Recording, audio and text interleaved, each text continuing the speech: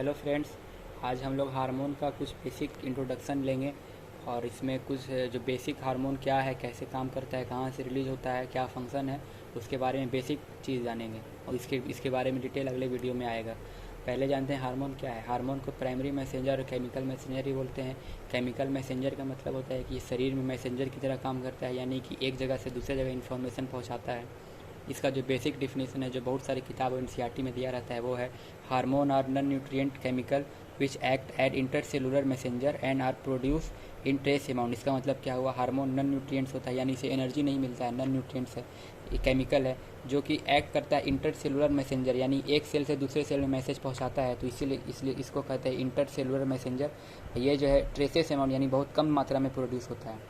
फिर इसका कुछ पहला जो हार्मोन डिस्कवर्ड हो उसको सेक्रेटिन बोलते हैं। सेक्रेटिन हार्मोन जो है एक्सोक्राइन पैंक्रियाज से रिलीज होता है। पैंक्रियाज हम लोग जानते हैं या नहीं भी जानते हैं, तो दो तरह का ग्लैंड है, एक्सोक्राइन भी है, इंडोक्राइन भी है, जिसमें से एक्सोक्राइन पार्ट जो है वो सेक्रेटिन प्रोड्यूस करता है। सेक्रेटिन जो है सिंथेसिस और प्रोड्यूस करता है आपको बाइकार्बोनेट आयन, वाटर, इसके बारे में डिटेल में पढ़ेंगे आगे, जैसे जैसे वीडियो आगे बढ़ेगा।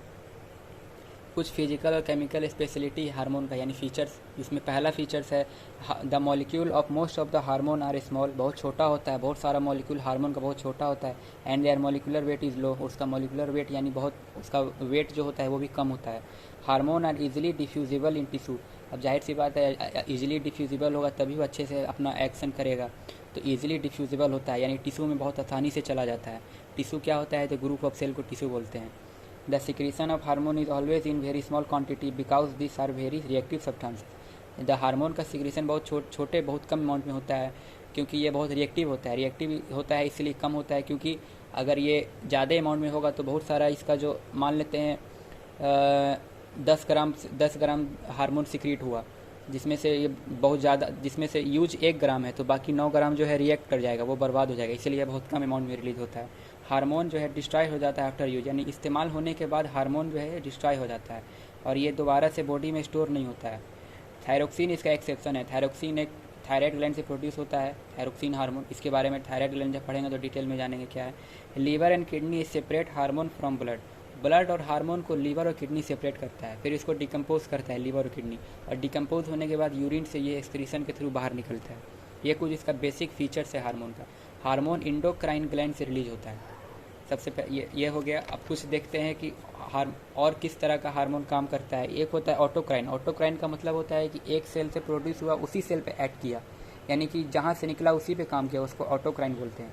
और एक होता है पैराक्राइन। पैराक्राइन का मतलब होता है एक सेल से निकला तो उसके अगल बगल वाले सेल पे काम किया, उसको पैराक्राइन बोलते हैं।